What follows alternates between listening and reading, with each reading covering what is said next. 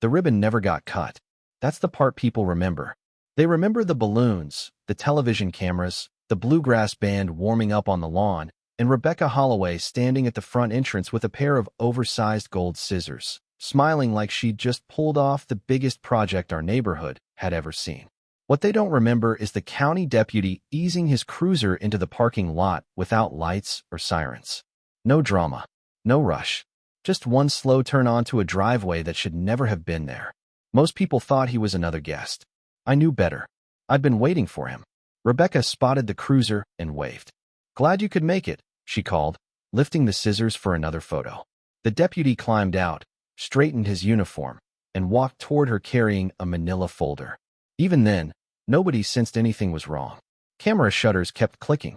Someone in the crowd joked that the county must be there to congratulate the board. Rebecca laughed along with them. "Perfect timing," she said. "We're just about to make a little history." "Rebecca Holloway?" the deputy asked. She beamed. "That's me." He handed her the folder. "You've been ordered to stop using this entrance effective immediately." Her smile didn't disappear all at once. It faded piece by piece while her eyes moved across the first page. "There has to be some mistake," she said. One of the board members stepped in. "What's going on?" Rebecca didn't answer. She kept reading. A second later, she thrust the papers toward the association's attorney. "Tell me this isn't real." He skimmed the order, flipped to the attached survey, then stopped cold. Nobody reached for the ribbon. Nobody said another word. Even the photographer lowered his camera. You could feel the celebration draining out of the crowd without anyone announcing that something had gone wrong. The deputy spoke in the same calm voice he'd probably used 1,000 times before. "The court has issued a temporary order. This entrance cannot be used until the ownership dispute is resolved." Someone behind me muttered, "Ownership dispute?" Another voice answered, "Whose property is it?" Good question. For months earlier, I wouldn't have known either. Back then, I was just another homeowner spending a Saturday morning mowing my back field, thinking about everything except lawsuits and surveys. Sarah used to tease me about that field. "You mow it like it's a golf course," she'd laugh. She wasn't wrong. After she passed away, keeping the place neat became my way of keeping a promise. Every fence line, every tree, every corner of the property mattered because we'd built that life together. That's probably why I noticed the fence before anyone else did. It wasn't off by much. Maybe a few feet. Most people would have driven past without giving it a second thought. I shut off the mower anyway. The engine ticked as it cooled while I stood there staring at the new posts. Something about them felt wrong. Not dramatic. Just wrong.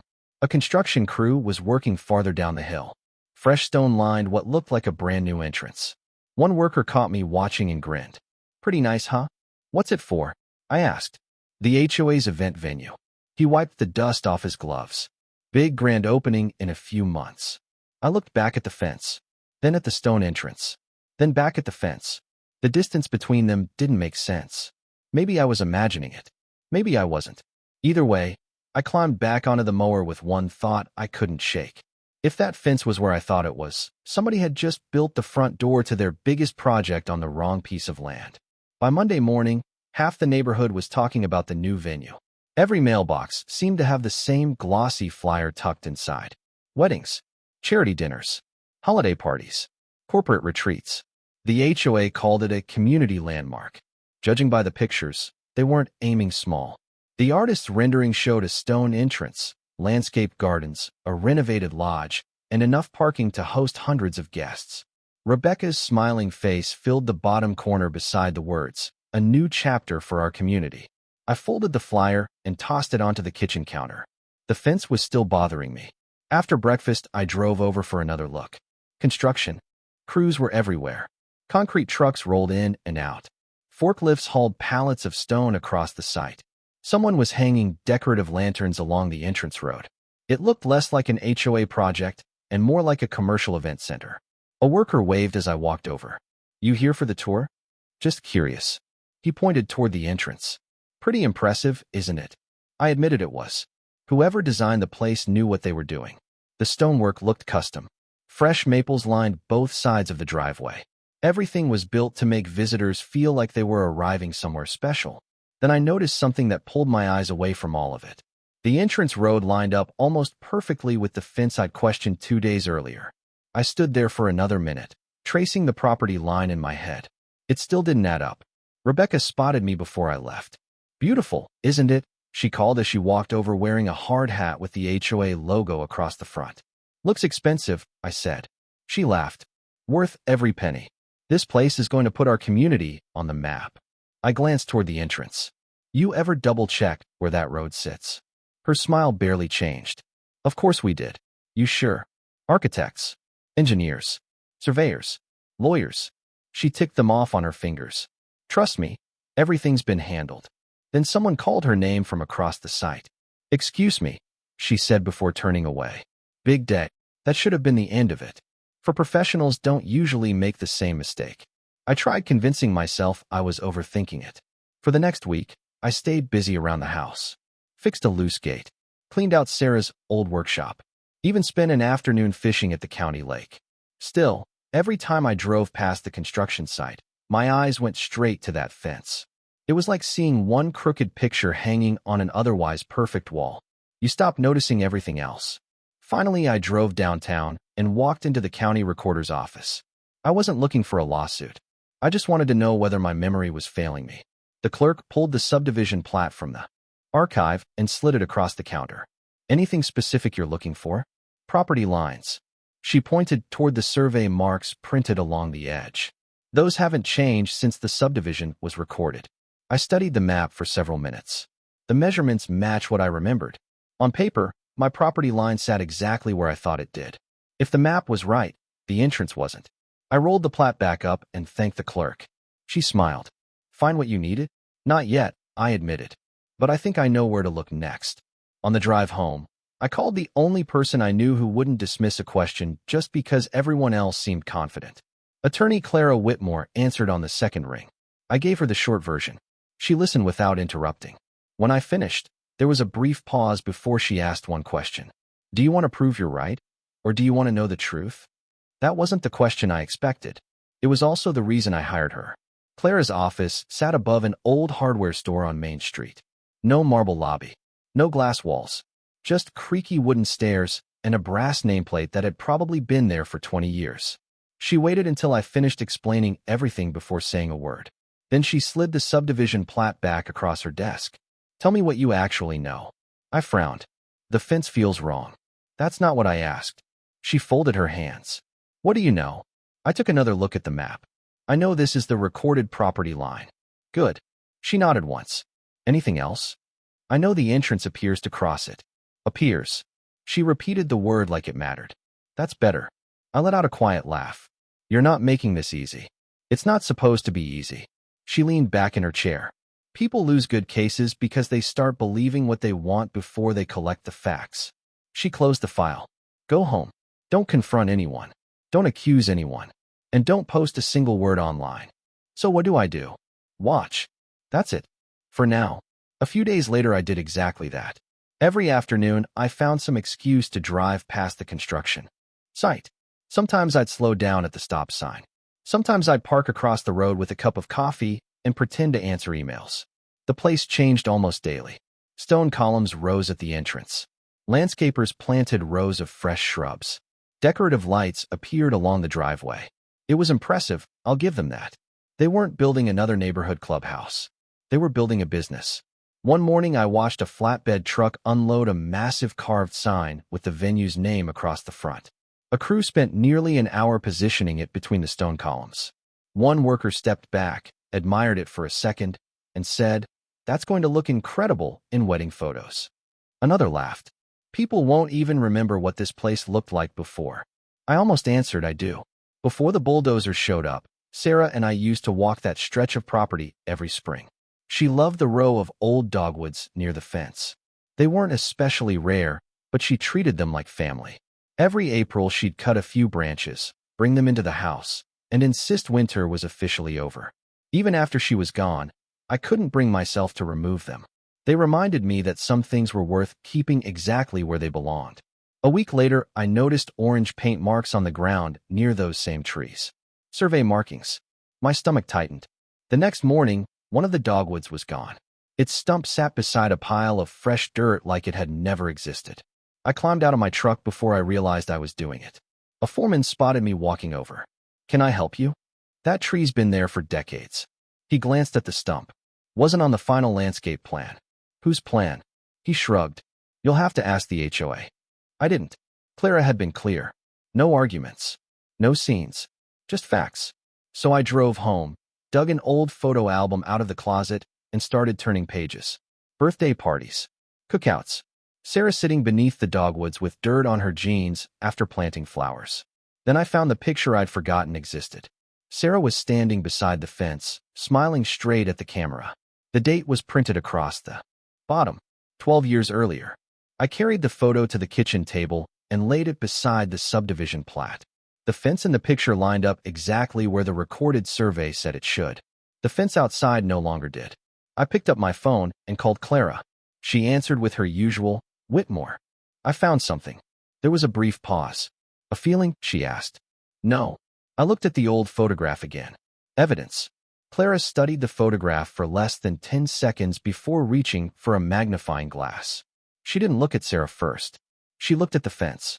Then she compared the picture to the subdivision plat spread across her desk. When was this taken? 12 years ago. Original print. I nodded. The digital copy still has the date stamp. She slid the photo back to me. Good. Don't edit it. Don't crop it. Keep every original file exactly as it is. I expected excitement. Instead, she was as calm as ever. A photograph isn't proof by itself, she said. But it's a good reason to keep digging. She picked up the phone and called someone before I could ask another question. Daniel? It's Clara. I have a boundary question. She listened for a few seconds. No, I don't want estimates. I want certainty. After hanging up, she glanced my way. He's booked until next week. Can we afford to wait? We can't afford not to. That answer stayed with me longer than I expected. Over the next several days, the construction site became even busier. Delivery trucks rolled in before sunrise. Crews worked through lunch.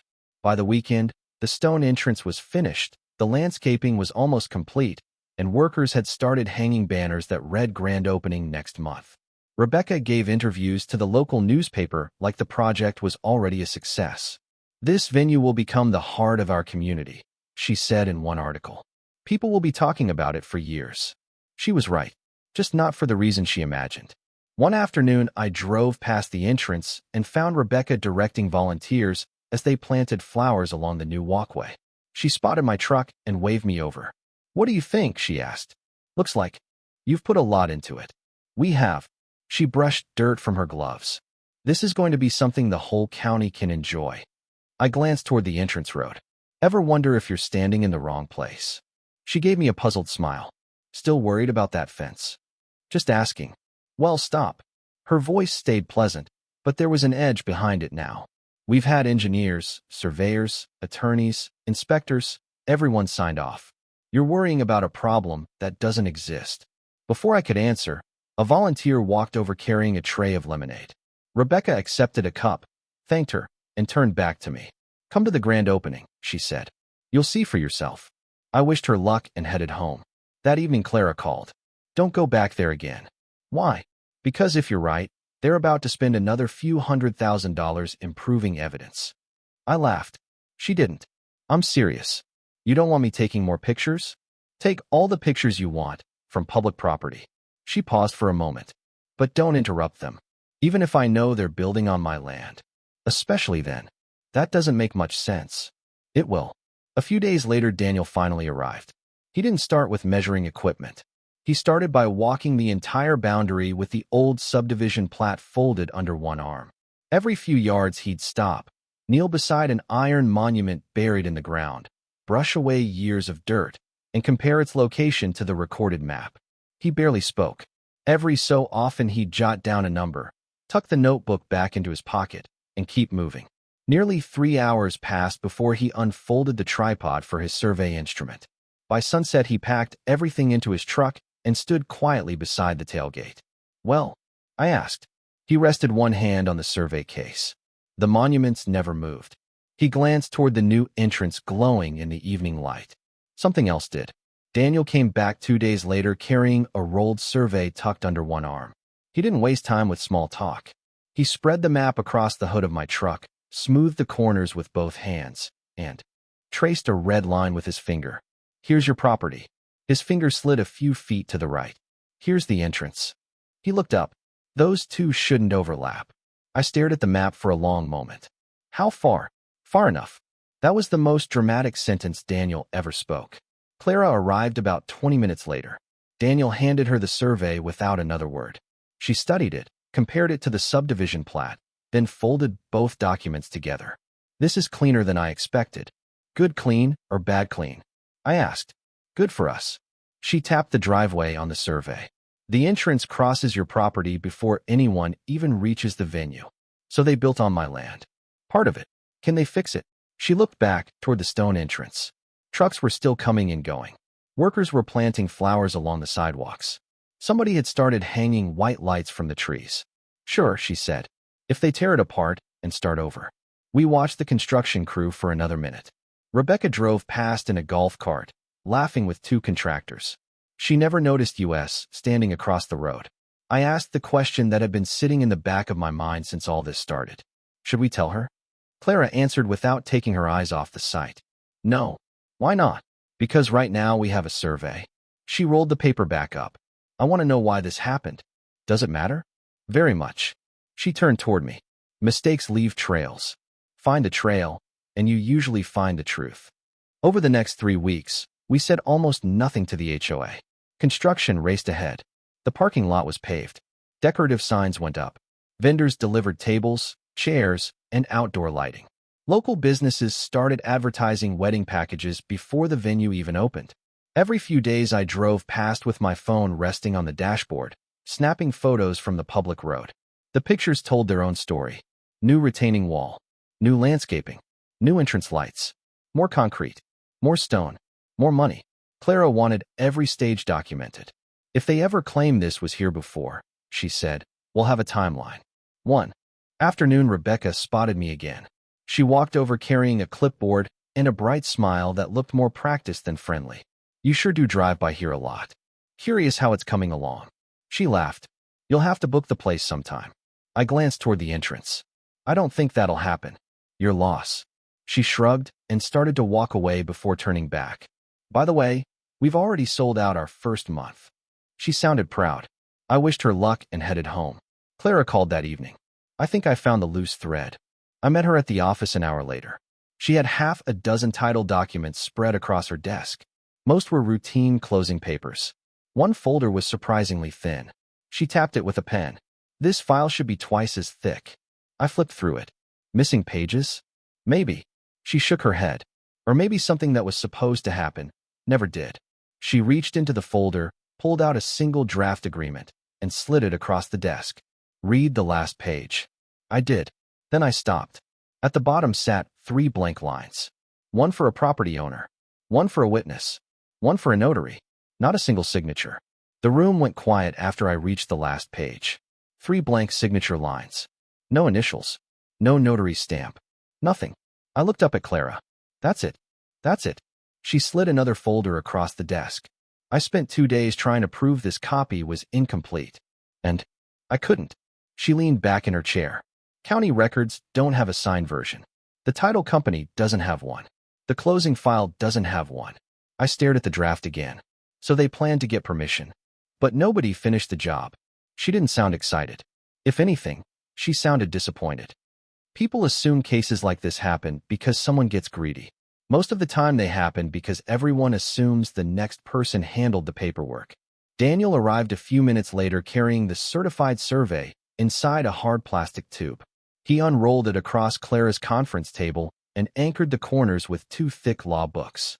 Bright red lines cut across the map. Clean. Precise.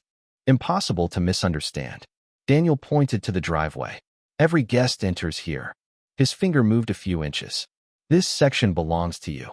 Then he tapped the stone entrance. So does this. He stopped talking.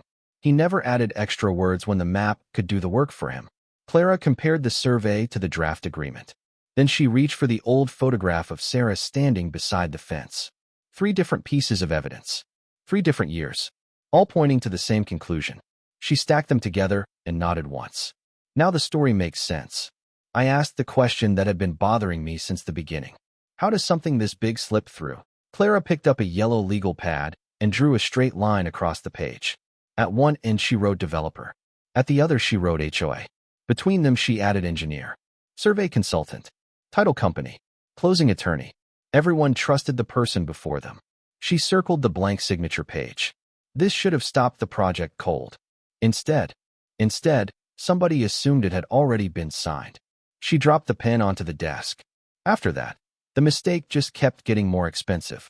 Over the next week, she rebuilt the paper trail from scratch. Every deed, every plat, every survey, every permit, every photograph I'd taken from the public road. She wasn't trying to overwhelm anyone with paperwork. She wanted one clean timeline that a judge could understand in 10 minutes. Watching her work was like watching someone put together a puzzle without ever forcing a piece into place. If something didn't fit, she left it alone until it did. Late Friday afternoon, she called me into her office again. A thick binder sat in the middle of the table. Colored tabs stuck out from every side. Finished? I asked. Almost. She opened the binder to one page near the back. It was an internal title review dated months before construction began. Most of it was routine language until a handwritten note caught my eye. Verify entrance boundary before closing. Just one sentence. Nothing dramatic. Clara tapped the margin with her finger. Somebody caught it. Then why wasn't it fixed? That's the million-dollar question. She closed the binder. Maybe they forgot. Maybe they ran out of time. Maybe somebody assumed another office handled it. She shrugged. Doesn't matter anymore. Why not? Because courts don't decide cases based on guesses. She slid the binder toward me. They decide them with evidence. Monday morning we walked into the courthouse carrying exactly two things. Clara had the binder. Daniel carried the survey tube. I offered to help with the stack. Clara shook her head. Leave it. Why? She smiled for the first time in weeks. If two people can't carry the truth into a courtroom, it probably isn't the truth. As we stepped through the courthouse doors, my phone buzzed with a neighborhood notification. Grand opening celebration this Saturday. Everyone welcome. I slipped the phone back into my pocket without replying. The invitations had already been mailed. The ribbon was already hanging. The only thing nobody knew yet was that the judge was about to decide whether anyone could legally drive through that entrance at all. The hearing lasted less than an hour. I'd spent more time waiting to be called than sitting inside the courtroom. Rebecca arrived with 2 attorneys and half the HOA board trailing behind her. They looked relaxed, chatting in the hallway like this was another meeting they'd knock out before lunch. One board member even joked, "Let's make this quick. We've got vendors showing up this afternoon." Nobody laughed after they walked through the courtroom doors. Clara carried one binder. Daniel carried the survey tube. That was it. I reached for the tube on our way inside. Daniel shook his head. I got it. Those were the longest 3 words I'd ever heard him say. The judge called the case, and everyone took their seats. Rebecca's lead attorney stood first. He spoke with the confidence of someone who expected the outcome before he opened his mouth. He talked about the investment the association had made, the number of local businesses depending on the venue, the weddings already booked, the charities scheduled to use the property, and the financial damage a delay would cause. It sounded polished, convincing. Even if you didn't know better, you'd think the case was about protecting the community. When he finished, the judge turned toward Clara. Counsel. She walked to the front, unlatched Daniel's survey tube, and rolled the map across the podium. No dramatic speech. No raised voice. She placed the certified survey beside the recorded subdivision plat, then laid the unsigned access agreement on top. 3 documents. Nothing else. Your Honor, she began. The venue isn't the issue today. The judge glanced at the survey. Go on. The only question before the court is whether the Homeowners Association has the legal right to use the entrance shown here. She rested one finger on the driveway crossing my property. Can the association produce a recorded easement? The attorney flipped open a binder. Another lawyer leaned over to help. Pages turned. Tabs moved. A minute passed. Finally, he looked up. Not at this time. Clara didn't react. Can you produce a signed access agreement? More pages. More silence. Rebecca leaned toward her attorneys and whispered something I couldn't hear. One of them slowly closed his binder. No. The courtroom felt different after that. Smaller somehow. The arguments about weddings and community projects disappeared. Everything came down to one missing document. Clara held up the internal title review. This note recommended verifying the entrance boundary before closing. She handed it to the judge. That verification never happened. Rebecca stood before her attorney could stop her. We relied on the professionals handling the transaction. The judge gave a slight nod. I'm sure you did. He looked back at the paperwork. But reliance isn't ownership. You could almost hear the air leave the room. Daniel testified next. He explained how he'd located the original monuments, confirmed the recorded boundary, and completed the survey. No opinions. No speculation. Just measurements. When the HOA attorney asked whether he was absolutely certain, Daniel answered without looking at his notes. The monuments have been in the same place for decades. Then he sat down. The judge called a short recess before returning with a signed order already. Waiting on the bench. Everyone stood as he read it. The court wasn't deciding final ownership that morning. That would come later. But based on the evidence presented, the Homeowners Association had failed to establish any legal right to use the entrance crossing my property. Until the dispute was resolved, access through that entrance would be prohibited without my permission. Rebecca stared straight ahead. One board member rubbed both hands across his face. Another quietly slipped the grand opening schedule back into his briefcase. Nobody argued. Nobody asked another question. Outside the courthouse, reporters hurried toward Rebecca. She walked past every microphone without saying a word. Clara waited until the crowd cleared before handing me a certified copy of the order. Keep this somewhere safe, she said. I slid it into the folder under my arm. Think they'll cancel Saturday? Clara glanced across the street where volunteers were unloading flower arrangements into a pickup truck with the venue's logo on the door. She watched them for a moment before answering. Not unless somebody tells them. She opened her car door, paused, and looked back at me. And that's not going to be us. Saturday couldn't have looked better if someone had ordered the weather. Bright sun, cool breeze, not a cloud anywhere. By 9 o'clock the parking lot was already filling up. Pickup trucks rolled in beside shiny SUVs. Volunteers handed out coffee and pastries while a bluegrass band tuned their instruments near the lodge. Kids chased each other across the lawn until parents called them back. It felt more like a county fair than an HOA ribbon cutting. Rebecca loved every second of it. She floated from one group to another, shaking hands, hugging sponsors, stopping every few feet for another photo. This is unbelievable, one local reporter told her. You've built something special. Rebecca grinned. Wait until you see it tonight with all the lights on. Nearby, photographers were already lining people up in front of the stone entrance. One more, someone shouted. Everybody look this way. Camera shutters rattled almost nonstop. I stayed near the edge of the crowd with a paper. Cup of coffee, far enough away that nobody paid much attention to me. That was exactly where I wanted to be. Clara's last words echoed in my head. Don't say a thing. Let the order arrive before you do. So I watched. The master of ceremonies stepped onto the small stage and tapped the microphone. Good morning, everyone.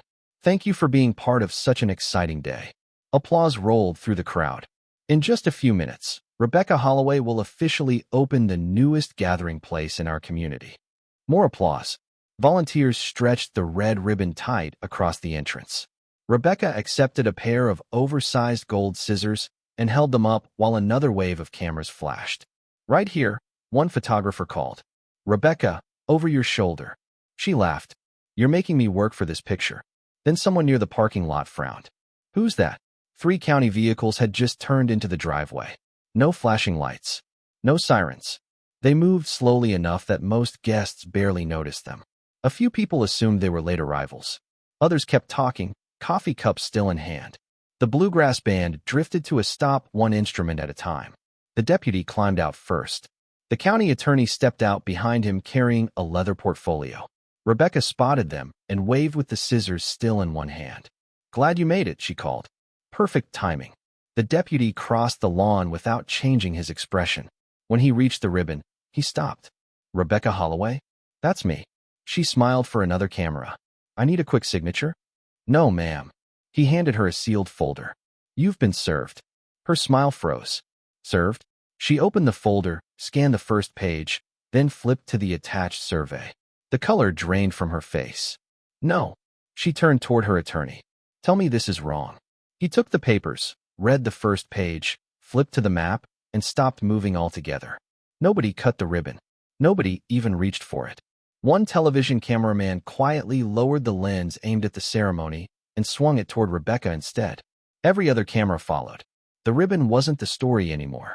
She looked back at the deputy. "You're shutting us down? Today?" The county attorney answered before he could. "The court has prohibited access through this entrance until further order. There are 200 guests here. I understand. We have weddings booked. I understand. People drove hours to be here. I understand." Her voice climbed with every sentence. The county attorneys never changed. Behind them, confusion spread through the crowd. "What's happening?" someone whispered. A little boy tugged on his father's sleeve. "Dad, are they still cutting the ribbon?" His father didn't answer. He was too busy staring at the survey folded open in the attorney's hands. One volunteer slowly lowered the ribbon until it brushed the grass. Nobody told her to. It just didn't seem to belong there anymore. Guests started drifting back toward the parking lot, not because anyone asked them to leave, but because they suddenly understood there wasn't going to be a celebration after all. The bluegrass musicians quietly packed their instruments. Caterers stopped unloading trays. Even the balloons tied to the entrance swayed in the breeze above an empty driveway that, for the first time since it had been built, nobody was willing to cross. No one ever announced that the grand opening was over. They didn't have to. You could see it happening one person at a time. A couple folded their lawn chairs. A family walked back toward the parking lot without finishing their coffee. The caterers stopped rolling food toward the lodge and quietly wheeled everything back to their trucks. Even the master of ceremonies stepped away from the microphone, set his note cards on the podium, and never picked them up again. The television crews, on the other hand, weren't leaving. If anything, more cameras showed up. A reporter standing a few feet away lowered her prepared notes into the trash and started over from scratch. "We're standing outside what was supposed to be the grand opening," she began, glancing toward Rebecca as another cameraman adjusted his shot. Rebecca hadn't moved far from the entrance. The oversized scissors were gone. The ribbon still hung between the posts. Untouched, she stood with both attorneys, reading the court order again while board members gathered around in complete silence. Finally, one of them asked the question everyone had been avoiding. "Can we move the entrance?" Nobody answered. Another board member tried. "What if we open another road?" One attorney rubbed the bridge of his nose. "Not today." "Then what do we tell the vendors?" The truth. It wasn't the answer anyone wanted.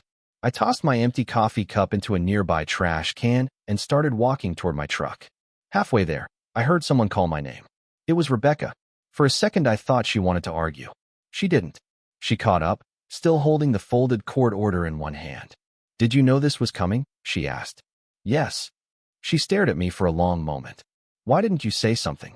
I thought about that before answering. I tried. She frowned. "When the fence." Her expression changed almost immediately. She remembered. "You asked if we were sure about the property line." I nodded. "Twice." She looked down at the papers again. "I thought you were just being difficult." "No." A long silence settled between us. Finally, she let out a slow breath. I honestly believed everything had been checked. So did a lot of people.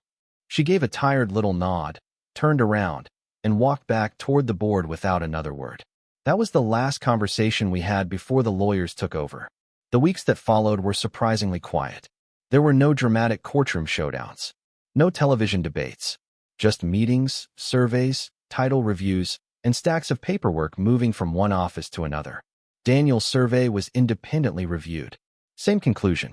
The property line had never changed. Clara searched every county record, every closing document, every title file, hoping someone had simply misplaced a recorded easement. She never found one because there wasn't one to find. Eventually, the HOA asked to settle. We met in Clara's office on a rainy Tuesday afternoon. This time there were no speeches about community landmarks or grand openings. Just documents spread across a conference table. The association agreed to purchase a permanent recorded access easement across the section of my property they needed. They paid to restore the original fence line, replace the damaged landscaping, and preserve the remaining dogwood trees Sarah had planted years earlier. Every page carried signatures. Every signature was witnessed. Every document was recorded before anyone scheduled another event. Exactly the way it should have happened from the beginning. A few months later, I drove past the venue on my way into town. Cars filled the parking lot again. White chairs were lined up on the lawn for a wedding. Guests laughed as they walked through the same stone entrance that had nearly become the HOA's biggest mistake. The difference was invisible to everyone except me. This time, they were crossing with permission. I pulled over for a minute before heading home. The fence stood where it always should have been. The dogwoods were blooming again. A light breeze moved through the branches, and for the first time in months, the place felt familiar. People still ask if I'm the homeowner who shut down the grand opening. I always give them the same answer. No. They usually look confused. Then I tell them what really happened. A survey did. The paperwork just caught up.